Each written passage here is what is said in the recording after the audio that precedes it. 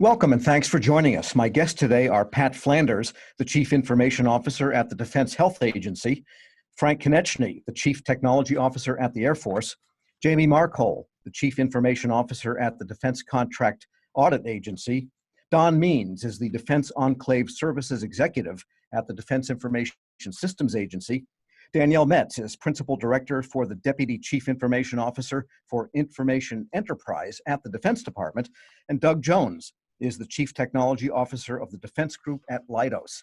It's good to have you all here.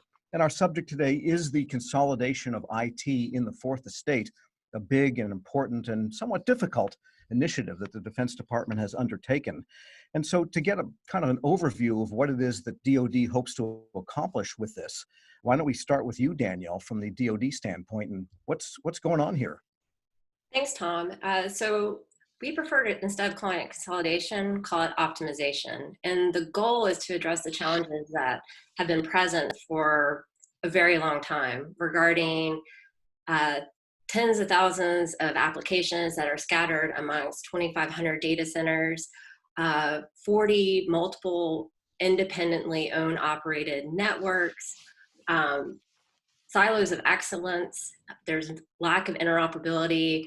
Cyber hygiene is awash in terms of it being a patchwork.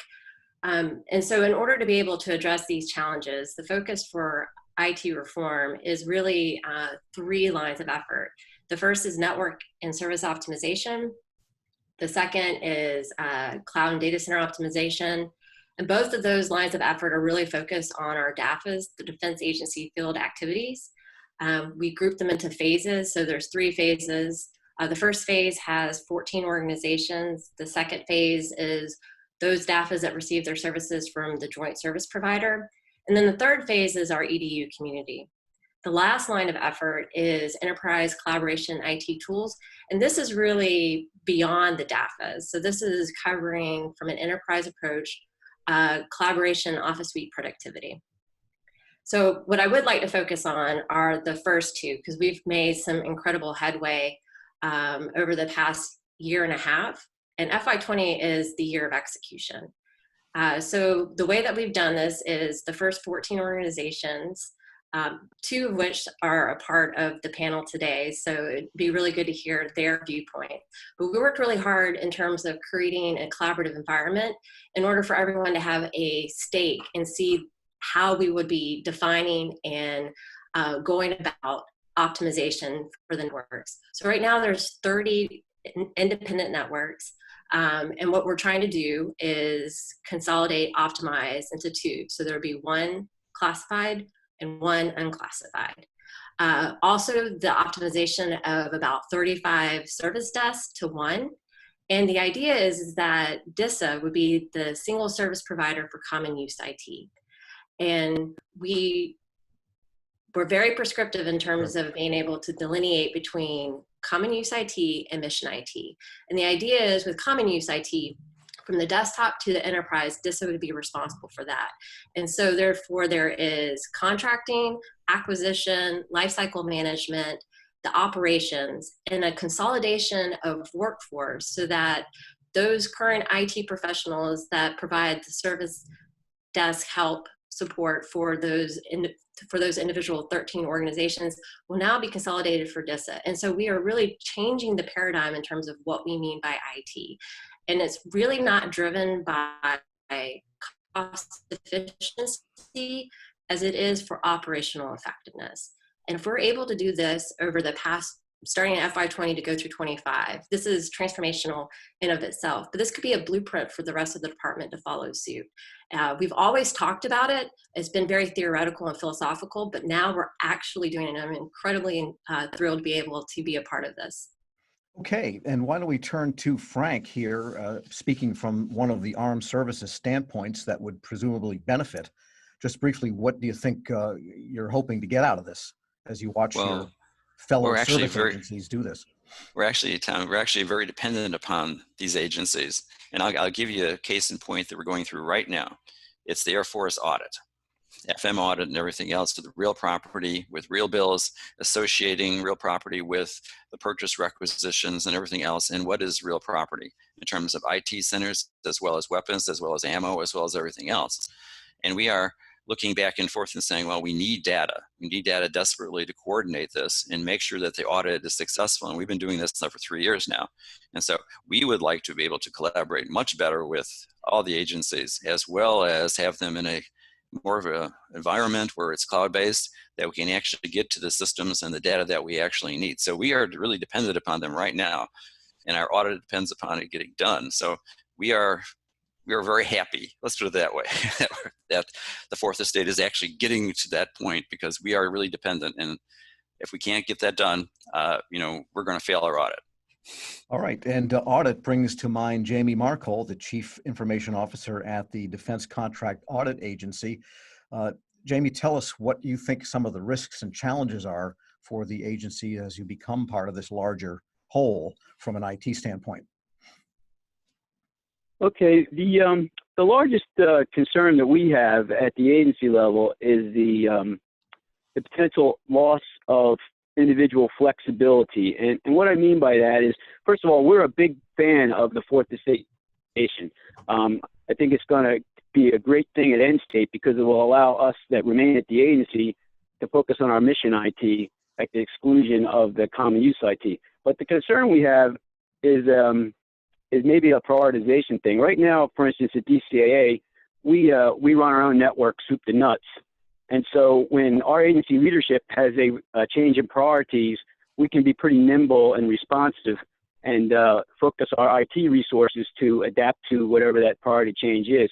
Once we transition to being basically a customer of the fourth estate service provider, then we are one of many customers. And I suspect that response time could be slowed down. And so that's what we're concerned about, is being able to still get our needs met, especially in the event of like a service outage or some type of problem.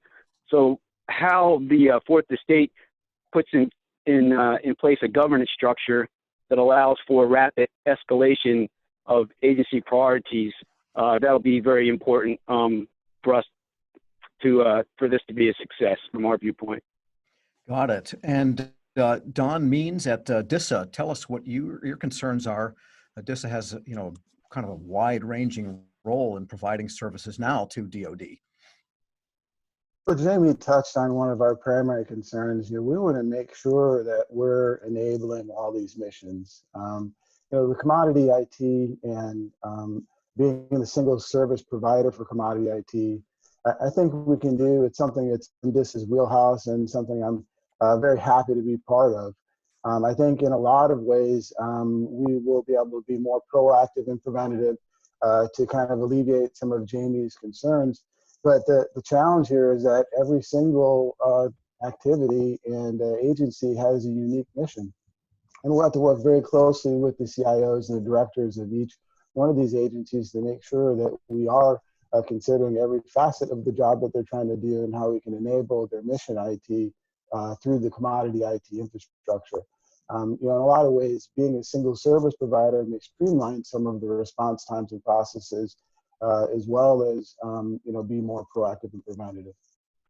Got it. So DISA would be kind of the catch point for all of this when this consolidation takes place down the road? Yeah, absolutely. We will be responsible for end-to-end operation. It's a little different for DISA. We in most cases have provided infrastructure, not all the way out to the endpoint, outside of the agency. So this will be an interesting facet, but certainly doable. And we'll be able to provide a new infrastructure that will provide a more discoverable and network that we'll be able to command and control better, provide better cybersecurity and better responsiveness. And so it'll be fun, but the challenges are there certainly to enable every mission. And Pat, at the Defense Health Agency, you've got a couple of projects. You've got this overlaid with the health records, which is a long-term, fairly heavy lift project also where there's been some progress in the last couple of years. Tell us what you see as the challenges here and maybe some of the risks. I think the biggest risk is to not do it, right? I mean, when the Secretary of Defense has an IT problem and he turns to the Army, he knows who to give the mission to fix, right? The G6 of the Army. Same with the Navy. When you come to the fourth estate, there's a whole bunch of people, a whole bunch of phone calls you got to make, right? And so that's the biggest risk. We've got to kind of align better. And our fearless leader is Danielle Metz and Don. And, you know, we're attached at the hip on this. You know, it's a time phase thing. We work out the problems together. And, you know, I'm towards the end of the time phasing because I'm in the middle of transitioning treatment facilities from the services onto my network. But wherever we can take advantage of strategic sourcing and contracts and things like that, we're doing it. Yeah, you're sort of where a lot of things are consolidating, and then you in turn have to consolidate your infrastructure. So that's a challenge. It's good to be Pat, I guess, these days. And I'm not bored. And Doug Jones at Leidos often, you know, like the media, the large vendors sometimes have the best view across agencies and maybe even more knowledge than they have of one another. What does it look like from your standpoint at this point? What, from Leidos' standpoint, do you see as the top risks here?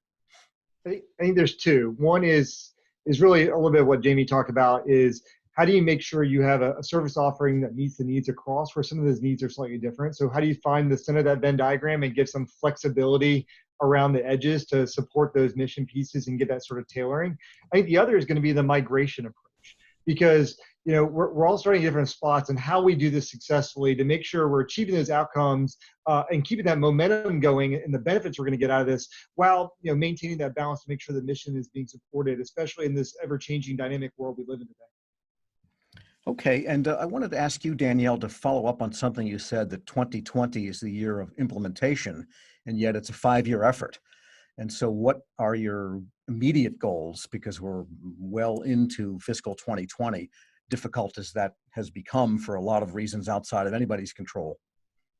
Right, so for the Fourth Estate Network optimization effort, DTIC is our first customer that this is working with.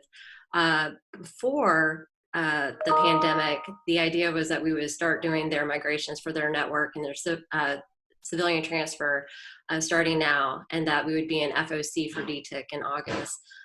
Due to the fact that we are at kind of at a maximum telework, a lot of the work that we would have to do is in person. That's introduced a lot of schedule delay. But we are still working with DTIC. We're doing a virtual town hall with their workforce next Thursday. And even though that the schedule is slipping from the network migration piece, we feel confident that we'll be able to start later in the summer. We just won't hit the marks that we were hoping to hit before. So really DTIC and DIS are the first ones to go. FY21, we had 3 or 4 more organizations that would be rolling. So as Pat said, this is a very phased approach. There's 13 organizations. We're staggering them out up through FY25 for the first 14 organizations. And strikes me as, I was going to say, this sounds a little bit similar to the effort a number of years ago to overhaul the Pentagon from an IT standpoint, when they, and actually from a physical standpoint also they went wedge by wedge. Yes. In that sense, you're going wedge by wedge over a 5-year period. That's right. A lot of it is based on what Doug was saying earlier, is that you have to have a methodical approach to this. I wish I had a magic wand so I could just wave it and it'd be done, but we have to be respectful of the fact that, as everyone has mentioned, there's specific mission needs, and we need to make sure that we're doing no harm to that as we gracefully transition to this new network. And of course, Don, DISA has a lot of experience in transitioning from networks to networks, generations to generations. Sound like a doable piece to you? And do you think the schedule over the 5 years is, I mean, what'll it take to make sure that, given the delay, again, out of anyone's control that's going on now, this can be righted so that you're going to get those full 5 years and get it done? Yes, absolutely. I think we'll be able to get this done. You know, we, as Danielle mentioned, you know, we are moving forward with the personnel transfer. We're doing as much of the infrastructure setup as we can. We are limited. Freedom of movement isn't what it was several months ago with some things like site surveys. But on the back end, there's still a lot of work that we can do and make progress. I think, it's not going to be a problem to continue to do the work. And since DISA is kind of one of the first guinea pigs, we're more than happy to do the work here to be able to set up and enable the rest of the transition. And just a quick follow-up, what do you do to convince the agencies as part of that are part of this, that DISA is not simply going to make everyone look like DISA, but that they'll have a say and get that kind of flexibility they need? Well, again, I think it requires a close partnership with the agencies and, building trust with them as we work through them. It's through an abundance of communication back and forth and to making sure that we're hand in glove with each agency, because every single one of them, they are unique. Where Pat may be trying to enable a medical community with things like, everything from baby monitors to COVID first responders, it's not less important than what Jamie's doing to being able to audit and administer contracts. And so it just requires a close partnership to understand, in the end game and at the end point, what do we need to make sure that we need to do to make sure that we're enabling their work, because it's important to everybody, as Frank mentioned.